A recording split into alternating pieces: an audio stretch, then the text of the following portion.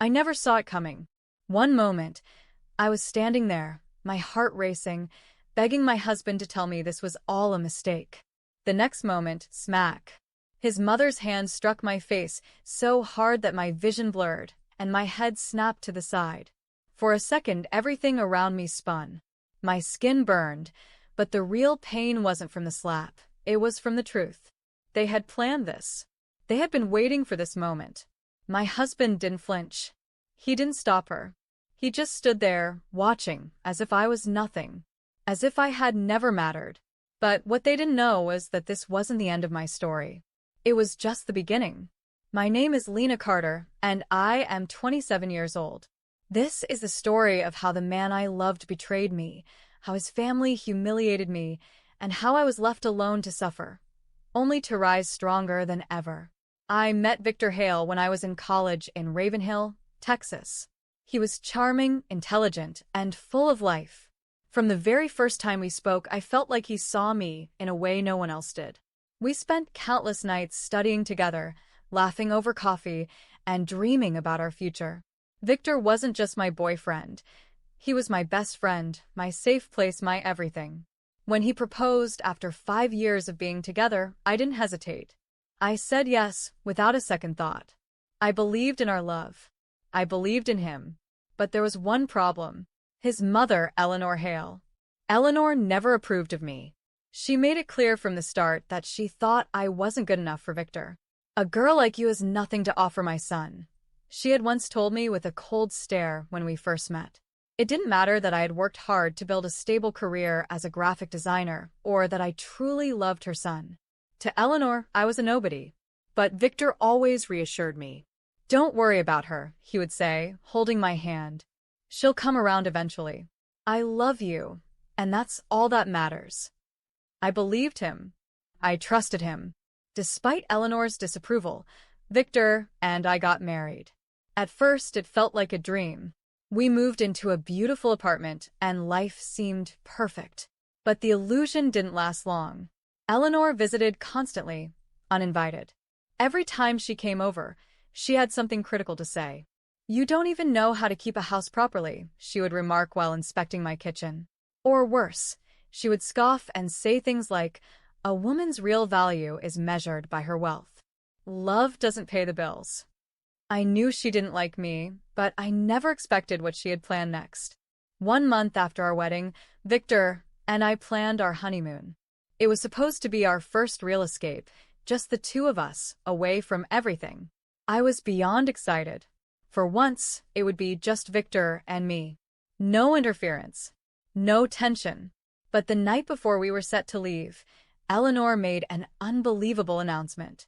"I'm coming with you," she said casually over dinner, sipping her wine as if it was the most natural thing in the world. I nearly choked on my food. "What?" Victor didn't even look at me. He just sighed and said, "Mom, are you sure? I mean, this is our honeymoon." "Of course, I'm sure," Eleanor replied, setting down her glass. "It's been so long since I've traveled, and I think we'll have much more fun together as a family." A part of me expected Victor to say no, to stand up for me. But he didn't. He just nodded and said, "I guess it'll be fine, Lena. Let's not make a big deal out of it." Not make a big deal out of it? I felt like someone had punched me in the chest. This was supposed to be about us, not Eleanor. Why was she always in our marriage? But I stayed quiet. I had spent so long trying to keep the peace that I swallowed my anger and convinced myself that maybe, just maybe, it wouldn't be that bad. I was so wrong. The next morning, we arrived at the airport, and Eleanor was right there with us, smiling, chatting, and acting as if this was her trip. I tried to push down the frustration, telling myself to just get through it. This was Victor's mother. He loved her. I had to be understanding, but something felt off. Victor was acting strange. He kept checking his phone, glancing around nervously. It was unlike him. I frowned. "Victor, is everything okay?" He forced a smile. Yeah. Just work stuff." I didn't believe him. And then I saw her. Standing near the airport entrance was a young woman. She was beautiful, effortlessly elegant, and too familiar with my husband's family. Eleanor's eyes lit up the moment she saw her. Sophia, dear. You're here. My heart dropped. Who is Sophia? Eleanor hugged her like an old friend. The woman's eyes flickered to me briefly, uninterested, before she turned to Victor. Finally, we meet in person, she said, her voice smooth, confident. I looked at Victor, my stomach twisting with unease. Victor, I asked slowly, who is she? Before he could answer, Eleanor turned to me, her smile sharp. Lena, this is Sophia Langley, she said with a smirk. She's going to be Victor's new wife. The world stopped. My mind couldn't process what I had just heard. I looked at them. Eleanor's pleased expression, Sophia's knowing smile, Victor's guilty face. No, I whispered, shaking my head. This is a mistake. You're joking, right? Victor didn't say a word. I turned to him, desperation creeping into my voice. Victor, tell me this is a joke. He looked away. I'm sorry, Lena. I staggered back. Sorry? My voice broke. What are you talking about? Eleanor let out a small laugh. Oh, sweetheart, don't act so surprised. Did you really think you were going to stay in this family forever? My chest tightened. My vision blurred. This wasn't happening. This couldn't be happening. Then came the final blow. It means, Eleanor said, relishing my pain, that if Victor doesn't divorce you and marry Sophia, he's out of the family business. No money, no power, nothing. I froze. My husband, the man I loved, the man who had promised to stand by my side, was choosing money over me. Tears burned my eyes. How could you? My voice trembled. How could you do this to me, Victor? Still, he said nothing. I swallowed hard, my whole body shaking. You're really going to throw away 5 years, our entire life together, for this? Victor clenched his jaw, but didn't respond. And then, before I could say another word, Eleanor slapped me. Hard. The sound echoed through the airport. I gasped, my face burning from the force of it. Shut your mouth, she hissed, her eyes cold. You are nothing. You were never good enough for us. I stared at her, stunned, my cheeks stinging. Victor still said nothing. He just stood there, silent, spineless. Eleanor reached into her bag, pulled out a stack of divorce papers, and shoved them into Victor's hands. Sign them, she ordered. I couldn't breathe. I couldn't move. And just like that, without hesitation, Victor took the pen and signed them. Right there. Right in front of me. Sophia stepped closer, resting her hand on Victor's arm, victorious. Come on, darling, she purred. We have a wedding to plan. I felt like I was going to collapse. Victor, my husband, left with her. Eleanor followed, pausing only to roll down the car window and sneer at me one last time. There's no place for cheap girls like you in our family. Then they drove away, leaving me alone, abandoned, destroyed. I stood frozen in place, my heart ripped apart, my world shattered. Tears ran down my face as I struggled to breathe. But as the pain consumed me, something inside me changed. They thought they could break me. They thought they could walk away, without consequences. They had no idea who they were messing with. I don't know how long I stood there. Minutes? Hours? It didn't matter. People passed by, some throwing me curious glances, but I didn't care. I felt numb. Victor was gone. My marriage was over. And worst of all, I had been discarded like trash in the most humiliating way possible. The slap still burned on my cheek, but it was nothing compared to the pain in my chest. I had loved him, trusted him, built a life with him, and in an instant he had thrown it all away. The reality of what had just happened crashed over me like a tidal wave, and suddenly, my legs gave out. I collapsed onto a nearby bench, burying my face in my hands as silent sobs racked my body. For the first time in my life, I was completely alone. And then, through the haze of my heartbreak, I remembered. Ryan, my brother, my only family. With shaking hands, I pulled out my phone and dialed his number. It rang once, twice, and then, Lena? His voice was sharp with concern. What's wrong? I opened my mouth to speak, but nothing came out. A choked sob escaped instead. Lena, he repeated, his voice hardening. What happened? Are you okay? I inhaled shakily, my voice barely above a whisper. He left me, Ryan. Victor left me for someone else. Silence. Then, in a low, controlled voice, Ryan asked, Where are you? I gave him the airport address, my fingers trembling. Before I could even say anything else, he cut in, Stay right there. I'm coming. Then the line went dead. I sat there, staring blankly ahead, my body still in shock. Minutes passed, maybe longer, until I finally saw him, Ryan, pushing through the airport crowd, his face filled with urgency. The moment he reached me, he crouched down, gripping my shoulders. Tell me everything. Through my sobs, I told him how Eleanor had orchestrated the entire thing, how Sophia had been waiting for her chance, how Victor had signed the divorce papers without a second thought. When I finished, Ryan's jaw was clenched so tightly I thought he might break his teeth. His hands curled into fists, his whole body stiff with fury. That bastard, he spat. That absolute bastard. I wiped my face, my voice hollow. What am I supposed to do now, Ryan? He destroyed me. He took everything from me and walked away like I was nothing. Ryan took a deep breath, his expression turning dangerously calm. You're not going to sit here and cry. That's for damn sure. You're going to fight back. I frowned. Fight back? How? His eyes burned with determination. We're going to find out everything about Eleanor, Sophia, and Victor. There's no way they're as perfect as they pretend to be. You think a woman like Sophia just magically appears, and Eleanor suddenly decides she's the perfect daughter-in-law? No. Something doesn't add up.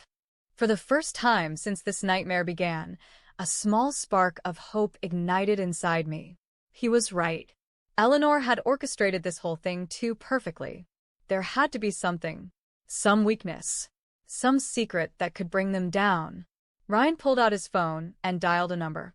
I blinked. Who are you calling? He gave me a sharp look. A private investigator.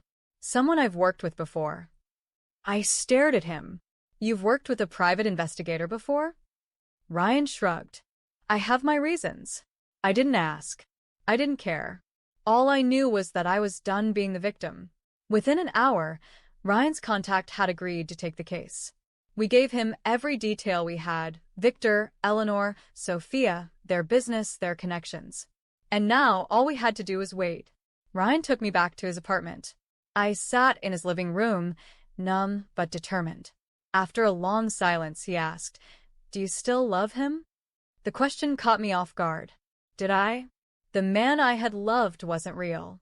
The moment I saw who he truly was, my love for him had vanished. I shook my head. I loved the person I thought he was, but that man doesn't exist anymore. Ryan nodded approvingly. Good, he said. Because when we take them down, I don't want you hesitating. They wouldn't hesitate to destroy you. I looked at him, my hands curling into fists. I won't. A week passed. Every single day, I replayed the betrayal in my mind. The way Victor had stood there silently, letting his mother slap me, how he had signed those papers without hesitation, how Sophia had smiled like she had won. But I wasn't broken anymore. I was waiting. And then, one evening, Ryan's phone rang. He put the call on speaker. The private investigator's voice came through, calm, but laced with something dangerous. I found what you need. My breath caught. Ryan leaned forward. Talk. The investigator cleared his throat. You were right. Eleanor didn't just decide Sophia was the perfect choice for Victor. She had planned this long before Lena even married him. I swallowed hard. How long? A year. Maybe longer. I felt my stomach tighten. She had been waiting this whole time to replace me. The investigator continued. But here's the real bombshell. Eleanor's business? It's built on fraud. Her company has been laundering money through shell corporations for years. And Sophia? She's involved too. Her entire fortune is tied to dirty money. I felt my breath hitch. Ryan's expression darkened. And Victor? There was a pause. Then the investigator said he knew. I stiffened. What? He knew everything. He's been helping them cover up their crimes for years. A chill ran through me. The Victor the first thought I knew, the man I had built a life with, hadn't just betrayed me for another woman. He had been living a lie this entire time. I gripped the armrest of the couch, my hands shaking. That means... Ryan nodded grimly. That means we don't just have leverage. We have the power to destroy them. That night, as I sat in Ryan's apartment, staring at the mountain of evidence spread out on the coffee table, something inside me shifted. I had spent weeks crying, weeks feeling humiliated.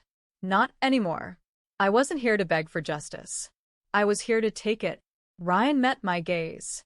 We take this to the authorities. We bring them down. I exhaled slowly, then nodded. Let's do it. Ryan immediately started making calls. Within hours, we had arranged a meeting with law enforcement. A plan was set in motion. A raid was scheduled. Soon, Eleanor, Victor, and Sophia would have nowhere to run. The morning of the raid, I stood beside Ryan outside a government office, watching as law enforcement finalized their preparations. My heart pounded in my chest, not with fear, not with heartbreak, but with something much stronger. Determination. For weeks, I had been powerless. But today, that ended. Today, Victor, Eleanor, and Sophia would face the consequences of everything they had done. Ryan handed me a cup of coffee. You okay? I nodded, gripping the warm cup. I will be after today. The police had been watching them for days, tracking their movements. Their main illegal dealings were handled in a private warehouse just outside the city. That's where the authorities planned to take them down. Ryan and I were stationed at a safe distance, watching. The tension in the air was thick. My fingers tightened around my coffee cup as I saw a sleek black car pull up outside the warehouse. Even from where I stood, I recognized them. Eleanor. Sophia. Victor. Sophia strutted ahead, her designer heels clicking against the pavement, while Eleanor whispered something to her. Victor trailed behind them, looking nervous. They have no idea what's coming. Ryan muttered beside me. You ready? I didn't answer. I just watched. The warehouse door shut behind them. Seconds later, the police moved in. Sirens blared. Officers stormed inside, their weapons drawn, surrounding them before they could even react. Through the surveillance feed on a nearby monitor, I saw everything. Eleanor's face turned pale with shock. Sophia froze in place, her lips parting in disbelief. And Victor? He panicked. The officers shouted commands, forcing them to the ground. Eleanor tried to argue, but she was in handcuffs within seconds. Sophia screamed in protest. Victor looked terrified. For the first time since he had betrayed me, he was powerless. And for the first time in weeks, I felt free. Hours later, Ryan and I were at the police station, providing statements. I stared through the glass window separating me from the holding cells. Eleanor sat stiffly, her face expressionless. Sophia paced back and forth, cursing under her breath. And Victor? He sat with his head in his hands. A police officer approached me. Would you like to speak with them before the trial? I hesitated. Then I nodded. I wanted to look them in the eyes, one last time. Ryan gave me a warning look. Don't let them get to you. I took a deep breath and walked inside. As I stepped into the holding cell, the air felt heavy with tension. The moment Victor saw me, he stood up, his eyes wild with desperation. Lena, he breathed. You did this. I crossed my arms, my voice steady. No, Victor. You did this to yourself. His face twisted in frustration. You don't understand. Eleanor forced me into everything. I had no choice. I let out a short, bitter laugh. No choice. I took a step closer. That's funny, because I remember you having a choice the day you signed those divorce papers and left me standing alone in an airport. He flinched. I held his gaze. You didn't just betray me, Victor. You sold your soul. And now you're paying for it. Victor ran a hand through his hair, looking frantic. I can fix this, he muttered. We can start over. Please, Lena. You don't understand what's going to happen to me in here. I stared at him. I felt nothing. Not love. Not anger. Not even pity. I had spent weeks mourning the man I thought I had married. But that man never existed. I turned toward the door. Good luck, Victor. I glanced back at him one last time. You're going to need it. And then I walked away. I didn't speak to Eleanor. She had made it clear long ago that she saw me as nothing. And now, she was nothing to me. Sophia sat in the corner of the cell, arms crossed, no longer smiling. There was no point in talking to her either. She had gotten what she wanted for a little while. But now, her perfect life had crumbled. I turned and left. The courtroom was packed on the day of the trial. Reporters, former business associates, employees who had once admired Eleanor's empire. Now, they were all here to watch it crumble. I sat beside Ryan as the charges were read. Fraud, money laundering, conspiracy. One by one, the evidence was presented.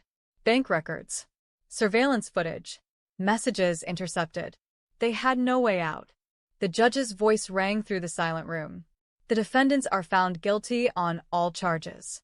A murmur spread through the courtroom. Victor turned in his seat, looking at me, his eyes filled with desperation. Lena, he whispered. I simply smiled. Tit for tat, Victor. Eleanor's face was red with fury. Sophia's arrogant expression had completely disappeared. Then came the final sentences. Years in prison. No money. No power. No way out. As I stepped out of the courthouse, a wave of relief washed over me. It was over. The people who had betrayed me, humiliated me, and left me broken were finally facing the consequences of their greed. Ryan walked beside me, watching my face carefully. How do you feel? He asked. I took a deep breath. Free. For the first time in a long time, I felt light. No more heartbreak. No more looking over my shoulder. No more feeling like I wasn't enough. I had spent so much time wondering if I had made a mistake by marrying Victor, if there was something I could have done differently. But now, standing here, watching him be taken away in handcuffs, I realized something important. I was never the problem. Eleanor had always hated me. Victor had always been weak. Sophia had been waiting for her opportunity. They destroyed themselves. I just made sure they didn't get away with it. A few weeks later, my life slowly started falling back into place. I moved into my own apartment, one that belonged to me and no one else. I started focusing on my career again, rebuilding the dreams that had been put on hold because of my marriage. Victor had once told me that I was nothing without him. But the truth was, I was better without him. Eleanor and Sophia had thought they could destroy me. Instead, I had watched them destroy themselves. Every now and then, I would hear updates about Victor. He was struggling in prison, cut off from the luxury he had once enjoyed. His old business partners had turned against him, and with Eleanor and Sophia locked up, he had no one left to protect him. Ryan and I would hear rumors, how he begged former friends for help, how he regretted everything, how he wished he had never left me. But I didn't care. I had wasted enough time caring about Victor. One evening, as I was leaving work, my phone rang. An unknown number. I hesitated before answering. Hello. There was silence. Then, a voice I hadn't heard in a long time. Lena, it's me. I stopped walking. The voice was hoarse, weaker than I remembered. But I knew exactly who it was. Victor. I clenched my jaw. What do you want? There was a long pause. I just wanted to hear your voice, he admitted. I wanted to say I'm sorry. A strange mix of emotions ran through me. Anger, pity, disbelief. He sounded broken, desperate. But I wasn't the same woman he had abandoned.